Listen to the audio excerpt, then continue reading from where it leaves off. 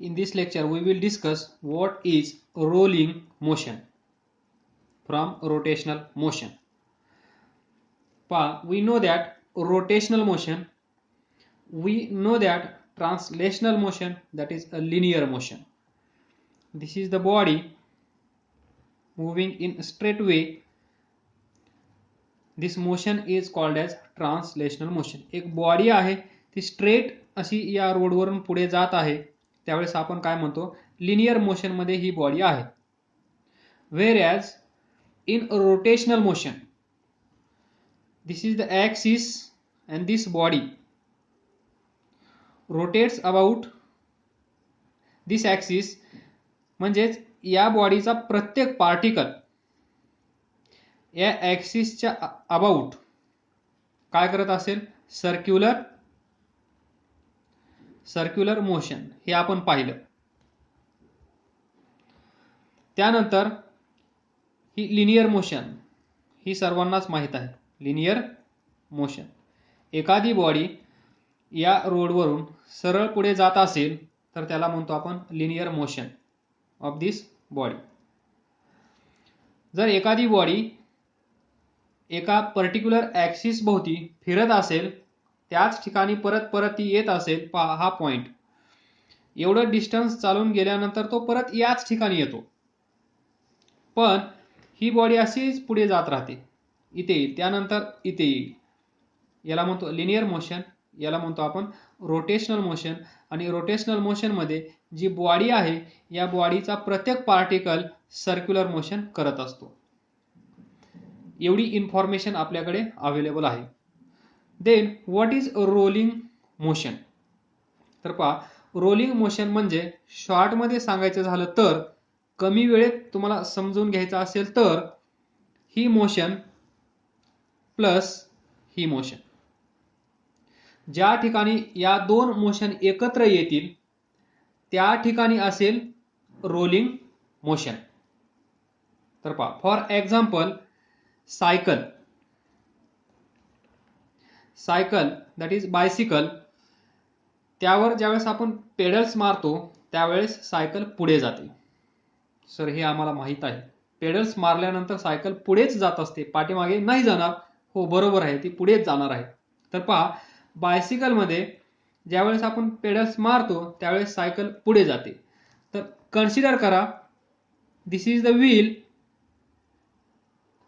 Of bicycle and this is the road.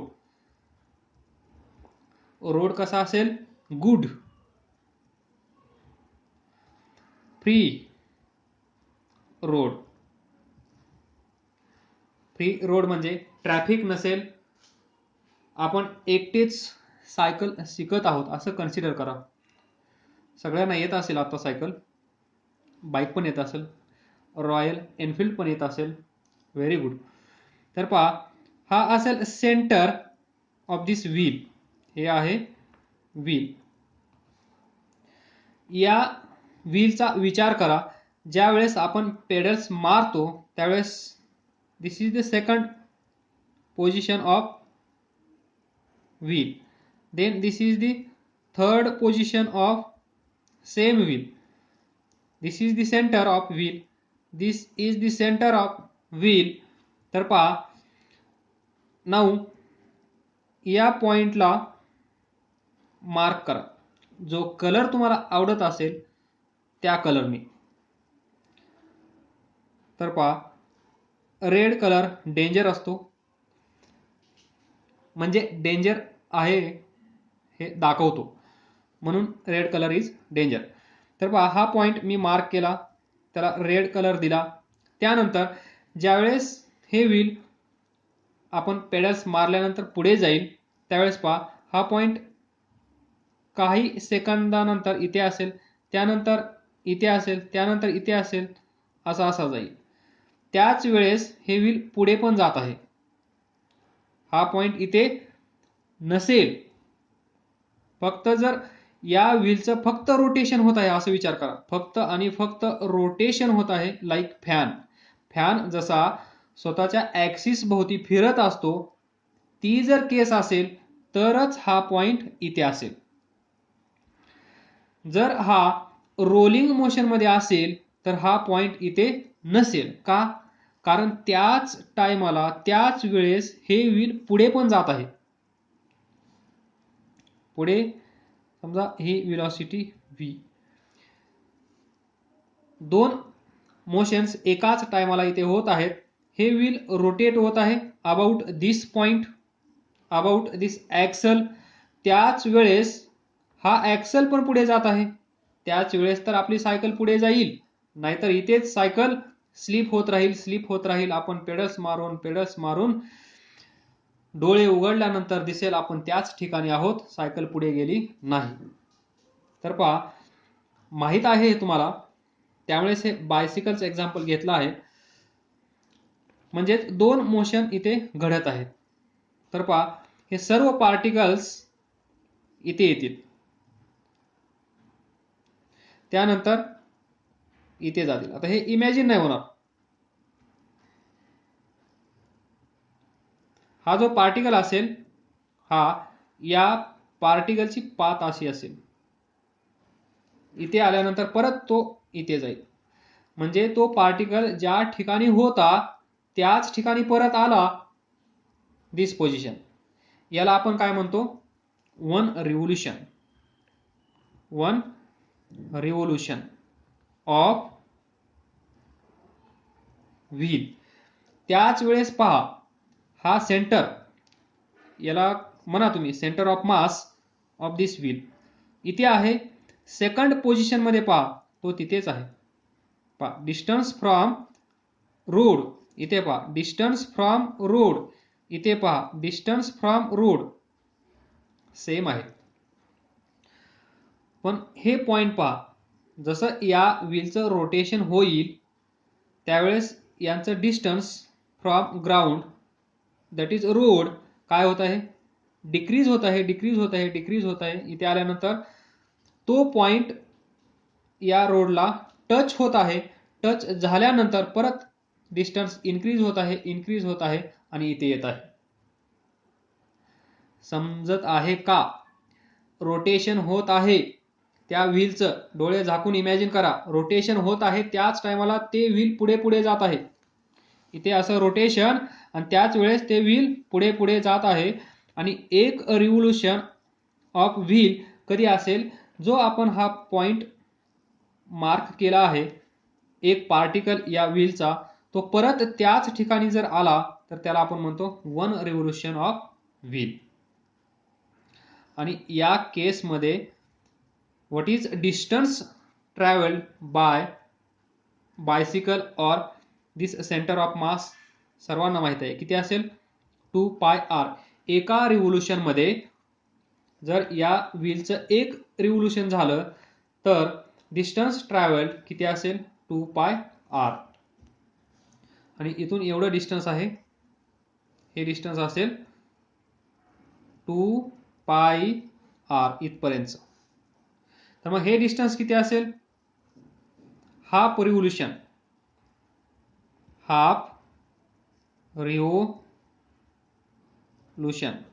किती असेल? πr. Half revolution. त्यावेळेस हा पार्टिकल कुठे असेल? इथे असेल. इथून इथे येईल, हाफ रिव्होल्यूशन झालेली असेल. इथून इथे जाईल, हाफ रिव्होल्यूशन झालेली असेल. Half plus half total revolution, that is one revolution. He situation पहा. या सिच्युएशन मध्ये तुम्हाला दिसत असतील दोन मोशन्स. पहिली आहे त्याला तुम्ही म्हणू शकता सर्क्युलर मोशन, दुसरी आहे लिनियर मोशन. सर्क्युलर मोशन कुठे आहे? हा पार्टिकल सर्क्युलर मोशन करत आहे, त्यालाच आपण म्हणणार टोटल सर्व पार्टिकल्स एकत्र आणल्यानंतर या सर्क्युलर मोशनचं कशामध्ये कन्वर्जन होतं? Rotational motion. म्हणजेच इथे लिहू शकता तुम्ही rotation of wheel and linear motion of centre of मास. हा सेंटर पहा, सेंटर गरीब बिचारा, कुणाच्या आद्यात ना मध्यात, इकडे नाही तिकडे नाही, आपला गुमान तो सरळ आपला स्ट्रेट लाईन मध्ये जात आहे, ती एक मोशन म्हणजे linear motion of this centre of mass. Varies या पॉइंटच्या भोवती हे व्हील फिरत आहे, ती एक मोशन म्हणजे रोटेशनल मोशन किंवा सर्क्युलर मोशन. या दोन मोशनचं कॉम्बिनेशन म्हणजेच रोलिंग मोशन. तर पहा, this type of motion definition. This before this see, this is the wheel center. Consider this position of this mark point. तो काही सेकंदानंतर इथे आला, तर हे काय असेल? Angular displacement D theta. हे खूपच छोटा असेल, पहा डेल्टा टी, खूप खूप कमी वेळ, फ्रॅक्शन ऑफ सेकंद. तर हे डिस्टन्स कसं असेल? अँग्युलर असेल की स्ट्रेट लाईन असेल? Straight line. स्ट्रेट लाईन कधी? Very very small. त्यावेळेस जर हे एवढं डिस्टन्स तुम्ही कन्सिडर केलं तर हे स्ट्रेट लाईन नसेल, हे कसं असेल? कर्व. तर आपण छोटंसं डिस्टन्स घेत आहोत म्हणून त्याला आपण स्ट्रेट लाईन म्हणू शकतो. तर ही radius R, radius of wheel, हे डिस्टन्स डेल्टा एक्स. तर पहा, हे डिस्टन्स फाइंड करू शकता का तुम्ही? Yes sir.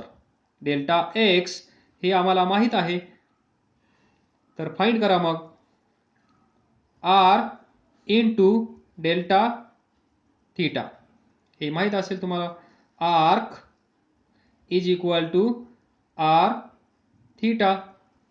ही आर्क आहे, सर्क्युलर आर्क आहे, जी इथे छोटीशी कन्सिडर केली तर स्ट्रेट लाईन असेल.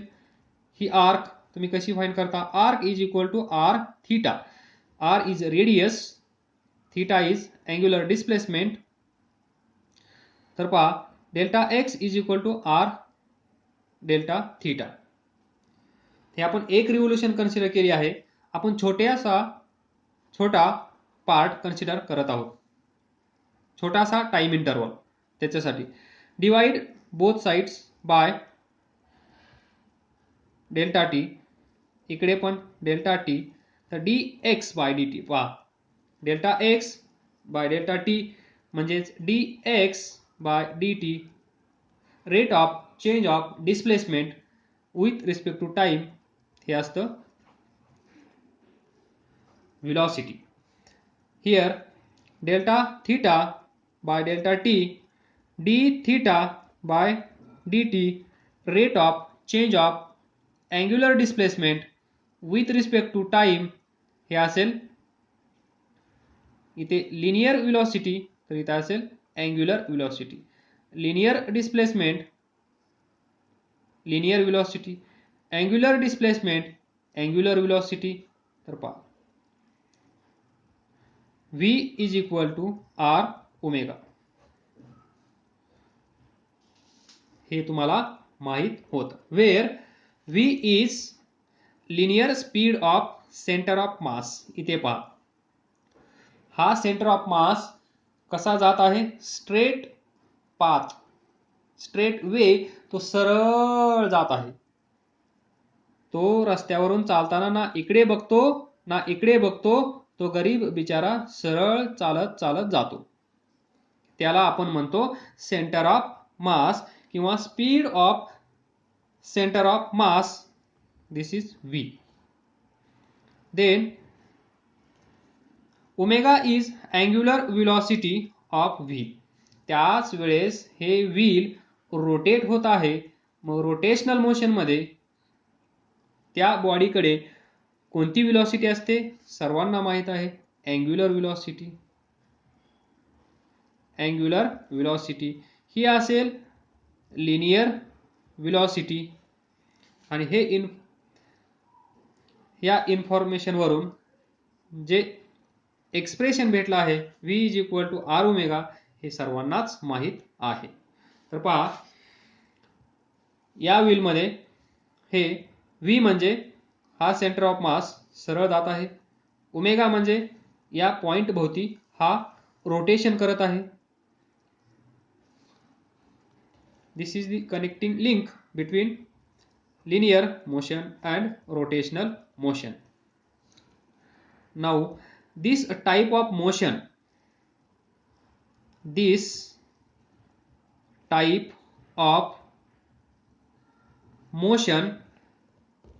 in which this type of motion of this wheel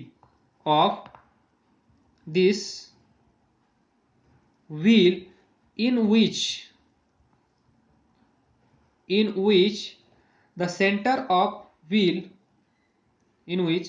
the center of wheel moves in a straight line or straight path and will rotate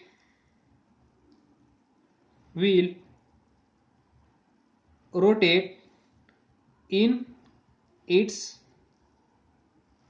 plane about its center with v is equal to r omega, and this is called as pure rolling. This is called as pure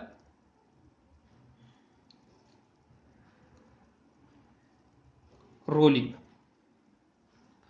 Now see, तर पहा इथे दोन chance आहेत. आपल्याकडे आहे v centre of mass and omega, angular velocity, linear velocity of center of mass and angular velocity of wheel. तर पहा इथे पहिली केस म्हणजे ज्यावेळेस तुम्ही बाईक चालवत असाल, कार चालवत असाल किंवा ट्रेन चालवत असाल किंवा जे तुम्हाला आवडतं ते, त्यावेळेस अचानक समोर बाईक,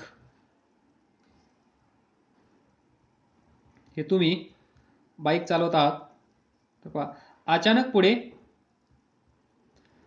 कोणीतरी आलं, त्यावेळेस तुम्ही काय करता?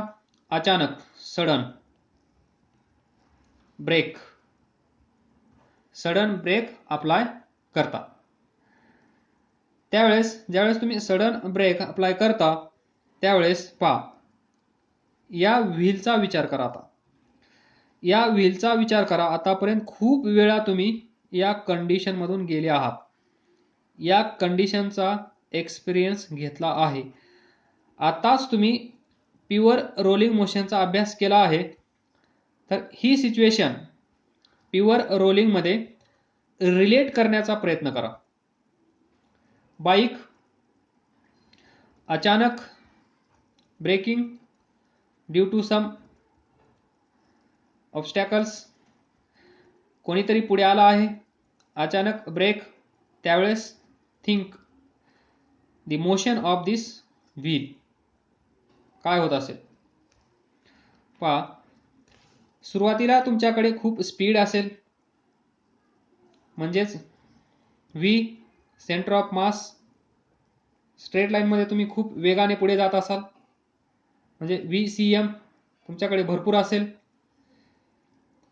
नंतर दिस रोटेशनल मोशन, रोटेशनल स्पीड पण खूप असेल. पण अचानक ब्रेक लावल्यामुळे काय होतं, याची रोटेशनल मोशन काय होते, थांबते. म्हणजे हे जे व्हील आहे हे व्हील रोटेट होण्याचं थांबतं, कारण ब्रेक लावल्यामुळे. तरी पण आपण पुढे जातो. म्हणजेच इथे काय असेल, vcm greater than r omega. Centre of मास पुढे जात आहे त्याची लिनियर स्पीड जास्त आहे.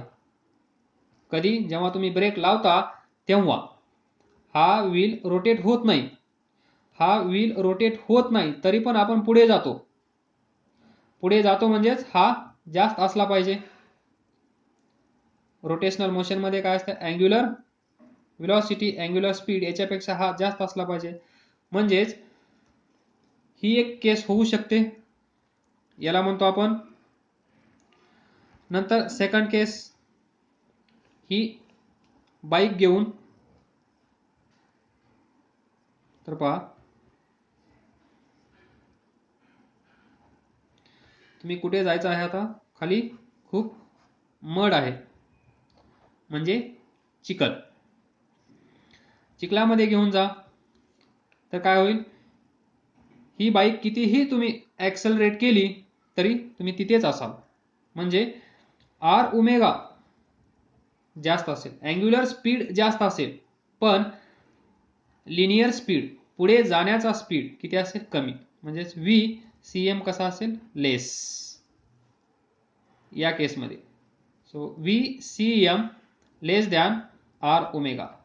इथे दोन या केसचा व्यवस्थित अभ्यास करा, समजून घेण्याचा प्रयत्न करा आणि प्युअर रोलिंगला कनेक्ट करण्याचा प्रयत्न करा. ज्यावेळेस स्पीड खूप असतो त्यावेळेस VCM जास्त असेल. ब्रेक लावल्यानंतर रोटेशन ऑफ दिस व्हील कमी होतील, स्टॉप होतील. त्यामुळेच आपण काही वेळानंतर पुढे जाऊन थांबतो. म्हणजे इथे स्लिपिंग घडतं. हे व्हील स्लिप होऊन पुढे जातं. इथे पहा स्लिप होत आहे पण पुढे हा रोटेट होत आहे. इथे स्लिप होत आहे, पुढे जात नाहीये. म्हणून या व्हीलचा जो सेंटर आहे त्याचा स्पीड कसा असेल? कमी. तो पुढे जाणारच नाही. तुम्ही कितीही ॲक्सेलरेट केलं तर तुम्ही ते चिखलामध्ये अडकून पडलेले असाल, तिथेच पडलेले असाल, तुम्ही पुढे जाणार नाही. म्हणजेच VCM कमी असेल दॅन दिस आर ओमेगा. या दोन कंडिशन आहेत प्युअर रोलिंगमध्ये. तर याला म्हणतो आपण रोलिंग विथ स्लिपिंग. म्हणजे रोलिंग होत आहे, स्लिप पण होत आहे या कंडिशन. तर या कंडिशन मध्ये पहा डिस्टन्स एका रिव्होल्यूशन मध्ये फॉर वन रिव्होल्यूशन एका रिव्होल्यूशन साठी याच्यामध्ये VCM जास्त आहे तर 2πr पेक्षा जास्त डिस्टन्स आपण काय करू? कव्हर.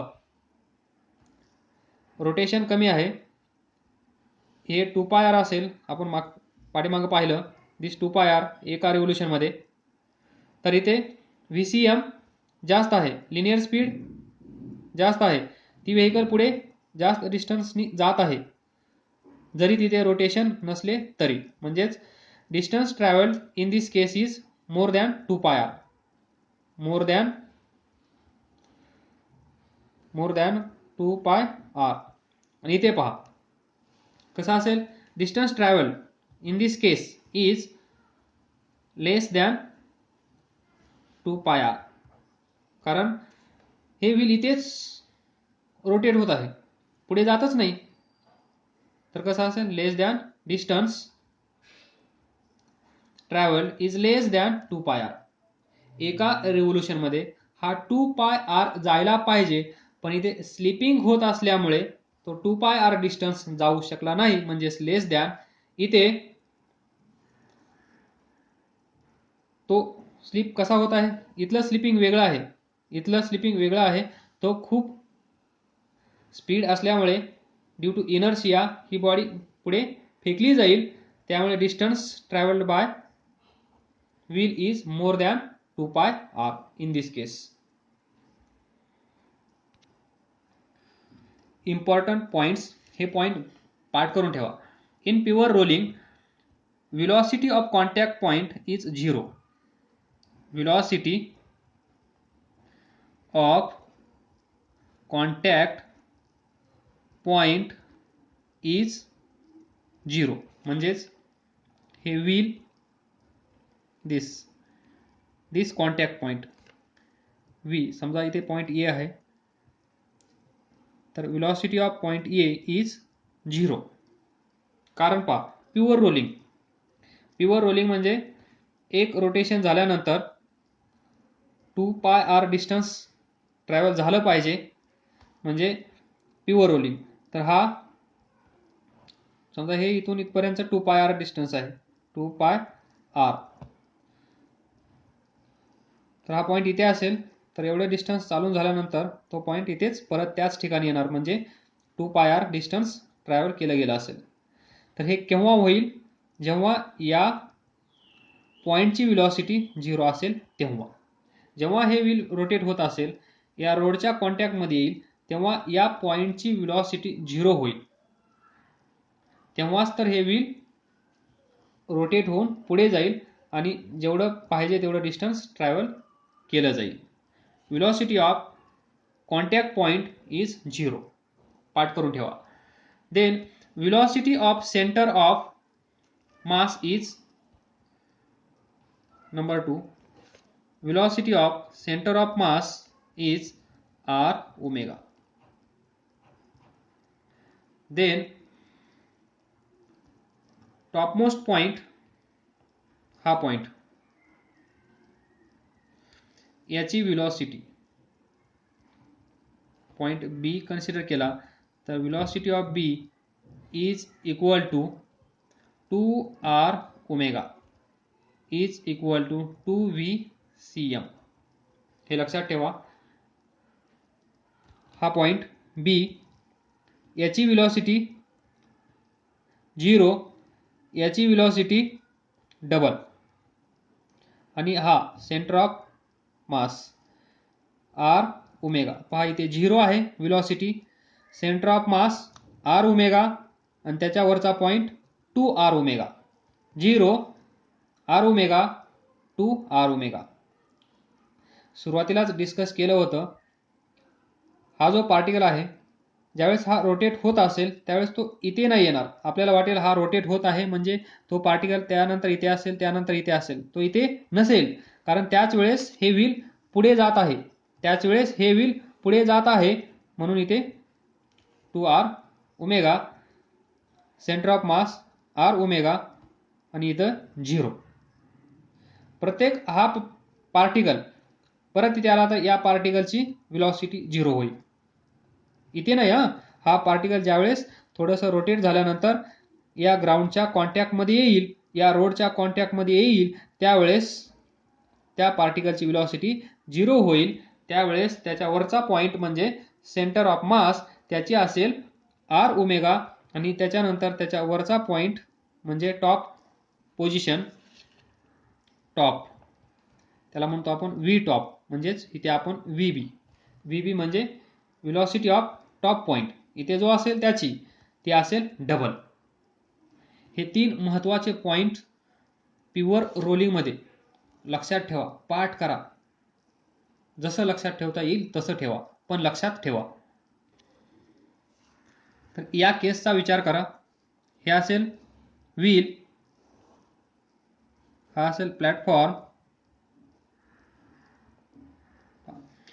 याची व्हेलॉसिटी v असेल. पहा हे व्हील आहे, या व्हीलचा सेंटर हा पॉइंट ए, आणि ज्या प्लॅटफॉर्मवर हे व्हील रोटेट होत आहे तो, त्याची व्हेलॉसिटी v असेल. तर या पॉइंटची व्हेलॉसिटी किती असली पाहिजे फॉर प्युअर रोलिंग? प्युअर